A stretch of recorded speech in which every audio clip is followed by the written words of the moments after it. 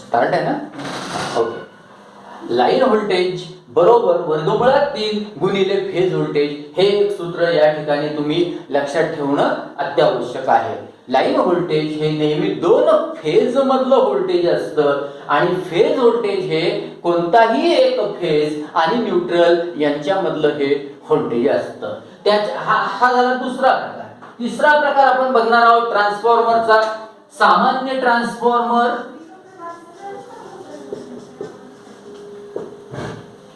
व auto transformer.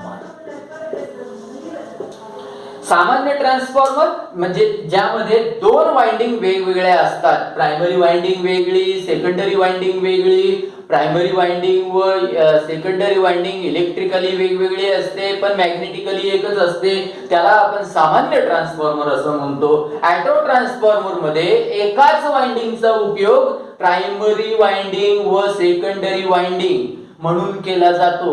Auto transformer हा एकच वाइंडिंग ट्रान्सफॉर्मर आहे म्हणजे सर याच्यात फक्त प्रायमरीच का असं नसतं. एकाच वाइंडिंगचा उपयोग टॅपिंग वेगवेगळ्या काढून आपण प्रायमरी वाइंडिंग म्हणून करू शकतो आणि सेकंडरी म्हणून करू शकतो. त्याला आपण ऑटो ट्रान्सफॉर्मर असं म्हणतो. या ऑटो ट्रान्सफॉर्मर मध्ये ह्या दोन्ही वाइंडिंग इलेक्ट्रिकली व मॅग्नेटिकली एकमेकांच्या लिंक असतात किंवा एकत्र असतात.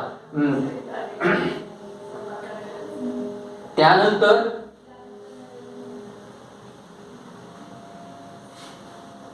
उपयोगितेनुसार ट्रान्सफॉर्मरचे प्रकार. त्यातला पहिला प्रकार आहे पॉवर ट्रान्सफॉर्मर व डिस्ट्रीब्यूशन ट्रान्सफॉर्मर. साधारणपणे जनरेटिंग स्टेशन, सबस्टेशन, वितरण व्यवस्था या ठिकाणी जे वेगवेगळे आपण ट्रान्सफॉर्मर वापरतो, पॉवर ट्रान्सफॉर्मर हा जास्त प्रमाणात वापरला जातो आणि डिस्ट्रीब्यूशन ट्रान्सफॉर्मर वितरण व्यवस्थेसाठी व्होल्टेज कमी करणे. नेहमी डिस्ट्रीब्यूशन ट्रान्सफॉर्मर हा स्टेप डाऊनच असतो पण पॉवर ट्रान्सफॉर्मर हा नेहमीच स्टेप डाऊन असेल असं नाही किंवा नेहमीच स्टेप अप असेल असंही नाही. याचाच अर्थ power transformer may be step up और स्टेप डाऊन. डिस्ट्रीब्यूशन ट्रान्सफॉर्मर मात्र नेहमी स्टेप डाऊन असतो. वितरण व्यवस्थेसाठी त्याचा उपयोग केला जातो. पॉवर ट्रान्सफॉर्मरची रेंज जी असते MVA मध्ये असू शकेल किंवा KVA मध्ये असू शकेल पण डिस्ट्रीब्यूशन ट्रान्सफॉर्मरची रेटिंग ही नेहमी किंवा त्याची क्षमता ही नेहमी KVA मध्ये असते. फार क्वचित प्रसंगी MVA चा आपल्याला डिस्ट्रीब्यूशन ट्रान्सफॉर्मर उपयोगी पडतो पण ती शक्यता कमी असते. त्यानंतर व्होल्टेज वाढवण्यानुसार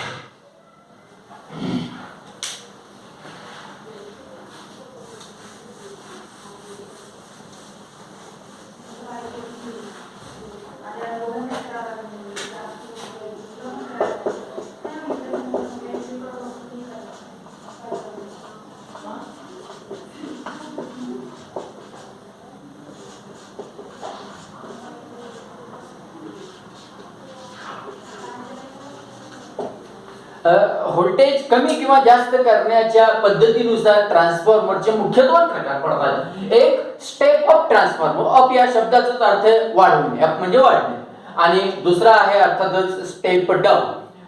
जो ट्रान्सफॉर्मर व्होल्टेज वाढवितो त्याला आपण स्टेप अप ट्रान्सफॉर्मर असं म्हणतो. जो ट्रान्सफॉर्मर व्होल्टेज कमी करतो त्या ट्रान्सफॉर्मरला स्टेप डाऊन ट्रान्सफॉर्मर असं म्हणतो. प्रायमरी आणि सेकंडरी वाइंडिंग मधल्या व्होल्टेजची आपण तुलना करणार आहे. स्टेप अप ट्रान्सफॉर्मर मध्ये सेकंडरीचं व्होल्टेज जास्त असतं. कशाच्या तुलनेत? प्रायमरीच्या तुलनेत. व्होल्टेज जास्त असतं म्हणजेच नंबर ऑफ टर्न्स हे जास्त असतात. याचाच अर्थ करंट हे कमी असतं. व्होल्टेज जास्त, नंबर ऑफ टर्न जास्त, करंट कमी. प्रायमरी कडे व्होल्टेज कमी, नंबर ऑफ टर्न्स कमी, करंट जास्त कारण आपल्याला पॉवर कॉन्स्टंट पाहिजे असते म्हणून. स्टेप डाऊन ट्रान्सफॉर्मर मध्ये प्रायमरी व सेकंडरीची जर आपण तुलना केली, स्टेप डाऊन ट्रान्सफॉर्मर मध्ये व्होल्टेज हे कमी असतं, याचाच अर्थ नंबर ऑफ टर्न्स कमी असतात, याचाच अर्थ करंट जास्त असतं. म्हणजेच स्टेप डाऊन ट्रान्सफॉर्मरच्या प्रायमरी मध्ये व्होल्टेज जास्त असतं, जास्त व्होल्टेजचं रूपांतर कमी व्होल्टेज मध्ये केलं जातं. नंबर ऑफ टर्न जास्त असतात, सेकंडरीकडे वेळ्यांची संख्या कमी करून व्होल्टेज कमी केलं जातं आणि अर्थात करंट हे कमी असतं. तर हे झाले स्टेप अप आणि स्टेप डाऊन ट्रान्सफॉर्मर. त्यानंतर इन्स्ट्रुमेंट ट्रान्सफॉर्मर.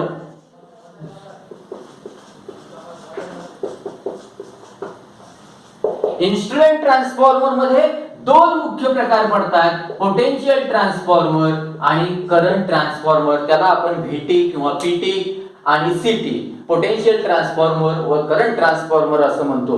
पोटेन्शियल ट्रान्सफॉर्मर आणि करंट ट्रान्सफॉर्मर हा आपल्याला वितरण व्यवस्थेत जनरेटिंग स्टेशन, त्यानंतर ट्रान्समिशन लाईन, सबस्टेशन या ठिकाणी हे दोन्ही ट्रान्सफॉर्मर आपल्याला उपयोगी पडतात. पोटेन्शियल ट्रान्सफॉर्मर हा नेहमी स्टेप डाऊन असतो. उच्च दाब मोजण्यासाठी ज्या ट्रान्सफॉर्मरचा उपयोग केला जातो, कारण एवढ्या मोठ्या प्रमाणात आपण व्होल्टमीटर बनवणार नाही, ॲमीटर बनवणार नाही, ते व्यवहार्य होणार नाही, त्याचं डिझाइन करणं अवघड जाईल. म्हणून आपण पोटेन्शियल ट्रान्सफॉर्मर व करंट ट्रान्सफॉर्मरचा उपयोग करतो उच्च व्होल्टेज मोजण्यासाठी.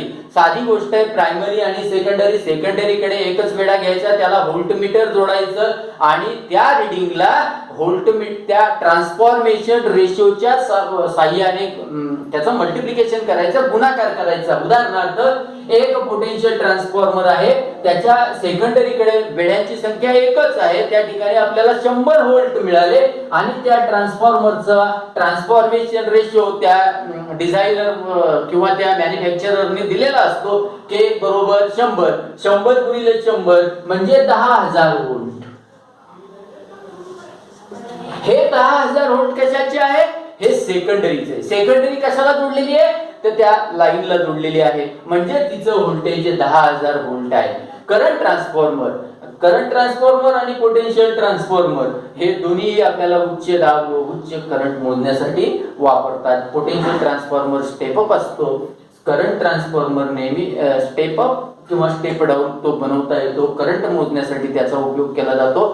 करंट ट्रान्सफॉर्मरची सेकंडरी बाजू कधीही ओपन ठेवू नये. हे झाले ट्रान्सफॉर्मरचं वर्गीकरण. नंतर कुलिंग पद्धतीनुसार ट्रान्सफॉर्मरचे आपण वेगवेगळ्या प्रकारचे वर्गीकरण करतो.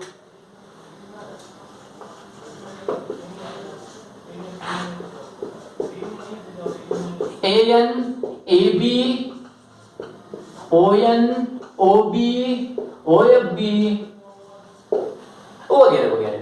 एअर म्हणजे एअर नॅचरल. जे ट्रान्सफॉर्मर 5 kVA आहे, त्या ट्रान्सफॉर्मरला वातावरणातल्या हवामुळे जे थंड होतात त्या पद्धतीला एअर नॅचरल ट्रान्सफॉर्मर असं आपण म्हणू शकतो. एअर ब्लास्ट पंख्याचा वापर करून हवेचा झोत ज्या वाइंडिंग वर किंवा कोर वर सोडला जातो त्याला एअर ब्लास्ट कुलिंग पद्धत असं म्हणतात. ON oil natural welding transformer जे फॅब्रिकेटर कडे असतात किंवा इंजिनिअरिंग वर्कशॉप मध्ये तुम्हाला जे वेल्डिंग साठी वापरतात ते ऑइल नॅचरल असतात. ऑइल मध्ये ही ट्रान्सफॉर्मर आणि कोरची असेंब्ली बुडून ठेवलेली असते. ऑइलचा फवारा सोडून जे ट्रान्सफॉर्मर थंड होतात त्याला आपण ऑइल ब्लास्ट ट्रान्सफॉर्मर असं म्हणतो. त्याच्यानंतर वॉटर कुलिंग पद्धतीचा आपण वापर करू शकतो. वेगवेगळ्या कूलरचा, शीतगृहांचा मोठ्या मोठ्या ट्रान्सफॉर्मर साठी थंड ठेवण्यासाठी उपयोग करू शकतो. या ठिकाणी आपण ह्या ट्रान्सफॉर्मरचं अशा पद्धतीने वर्गीकरण केलेलं आहे. ट्रान्सफॉर्मरच्या जोडणीनुसार, अर्थात प्रायमरी सिंगल फेज मध्ये हा प्रकार येणार नाही. 3 फेज ट्रान्सफॉर्मर, 3 फेज ट्रान्सफॉर्मरच्या जोडणीचे मुख्य 4 प्रकार पडतात. एक 2 वाइंडिंग आहे, याचा अर्थ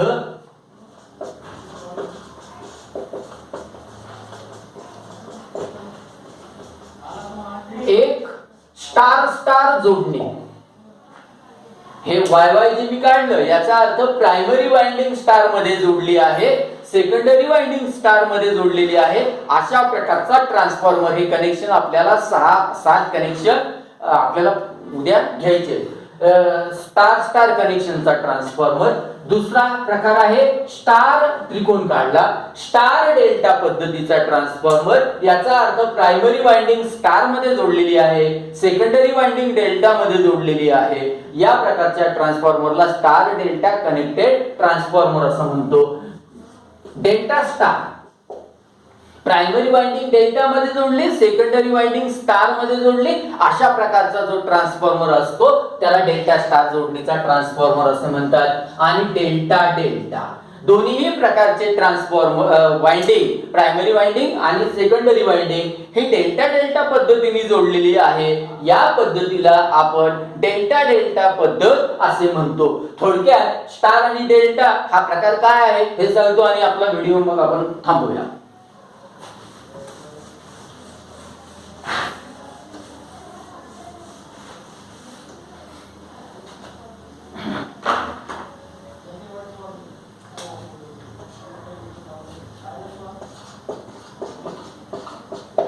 तीन फेज असतात, त्यांच्यामध्ये 120 डिग्रीचं फेज डिस्प्लेसमेंट किंवा फेज डिफरन्स असतो. आर फेज आलाय मी जोडलाय, वाय फेज आलाय मी जोडलाय आणि बी फेज आलाय मी जोडलाय. आर वाय, याला वाय म्हणूया, याला बी म्हणूया. दोन टोकं दिसत आहेत. आर फेज साठी हे एक टोक घेतलं आणि हे एक टोक घेतलं, बरोबर.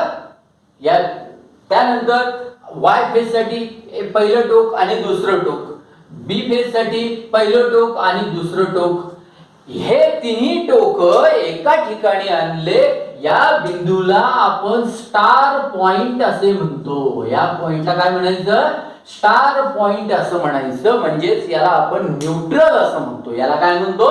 न्यूट्रल असं म्हणतो. या प्रकारची जी जोडणी केलेली असते म्हणजे स्टार जोडणीमध्ये न्यूट्रल असतो, हे या ठिकाणी मला तुम्हाला सांगायचं आहे. तर ही जोडणी झाली स्टार पद्धतीची जोडणी. त्यानंतर डेल्टा जोडणी, त्रिकोण.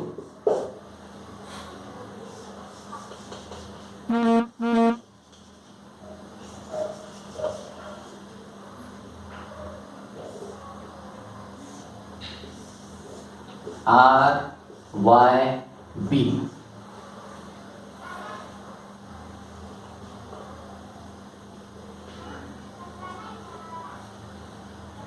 अशा पद्धतीने जी जोडणी केलेली असते या जोडणीला आपण, इथं मी एक नाव देतो, याला दोन नाव देतो, याला एक नाव देतो, याला दोन नाव देतो. अशा पद्धतीने जी जोडणी केलेली असते, एका वाइंडिंगचं या इथून एक टोक निघालं ते दुसऱ्या वाइंडिंगच्या समोरच्या टोकाला जोडलं, त्याच्यानंतर त्याच्यामध्ये दुसरं टोक काढलं, त्याच्या समोरच्या वाइंडिंगच्या किंवा समोरच्या फेजच्या याला जोडलं. या पद्धतीला डेल्टा जोडणी असं आपण म्हणतो. या ठिकाणी आपल्याला न्यूट्रल भेटत नाही, फक्त तीन फेजेस भेटतात. त्याच्या बाकीचे जे कनेक्शन आहे ते आपण आणि याविषयी डिटेल सविस्तरपणे उद्याच्या व्हिडिओमध्ये बघणार आहोत. तुर्तास धन्यवाद. थँक्यू.